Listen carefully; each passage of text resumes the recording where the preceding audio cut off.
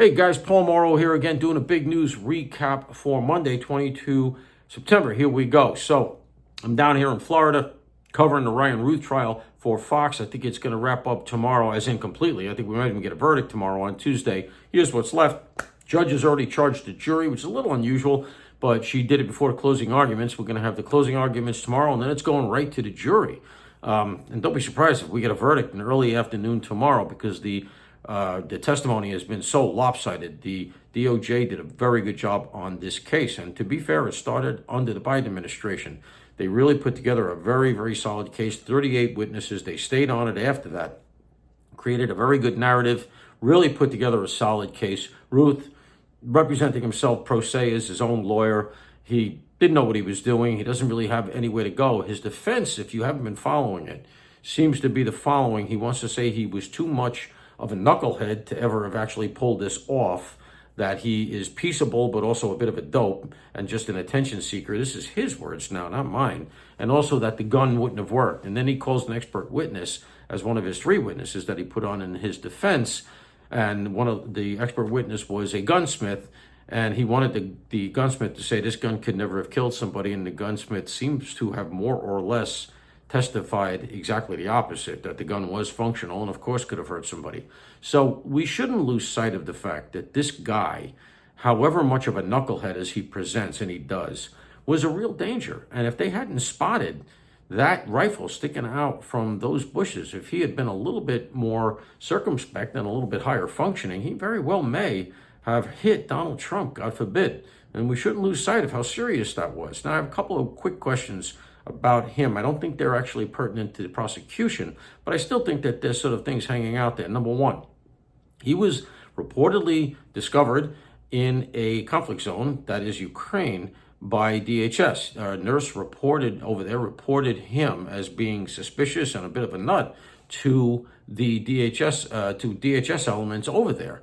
Now, I don't know how that reporting went, but the bottom line is he was reported to the federal government. I can tell you from the terrorism world, having done so much counterterrorism work, 15 years, if you had an American citizen in a conflict zone, Afghanistan, Syria, something like that, who was not supposed to be there, that set off bells and whistles all over the federal government. I had a number of instances like this. That was a very, very big deal. So, were they aware of him? Did they scrape him when he came back into the country? Did he get a very hard secondary? Did he get interviewed, I should say? Secondary is the term, but did he get interviewed strongly at the border? And then did they stay on him? Did they ever go visit him and say, what were you doing there? What's your story? I bring that up because I don't get the sense that that happened. And I think that we all know that had he been, let's say, coming from Hungary, meeting with white supremacist groups or something, that the Joe Biden administration would have been all over him. The Biden DOJ would have been on him. And I don't get the sense that that happened. I think it's because he didn't fit a narrative at the time. Again, I don't know that that didn't happen, but I'm curious about that. Number two, he offered a $150,000 reward in that note that he left with a friend saying, if you're reading this note, I failed in my mission, this mission being to kill Donald Trump. And if you fulfill my mission, I'll give you a $150,000 reward. My question, where did he get that money? Because according to the testimony in the trial, he had the money.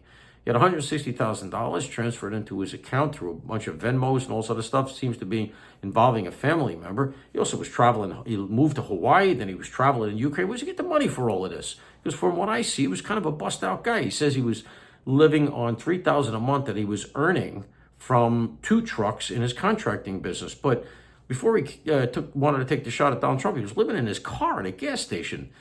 Something here doesn't jive. He has $150,000 he's going to give somebody trying to kill Donald Trump. Something's off with this guy. And I'd like to see some of these answers come after the conviction.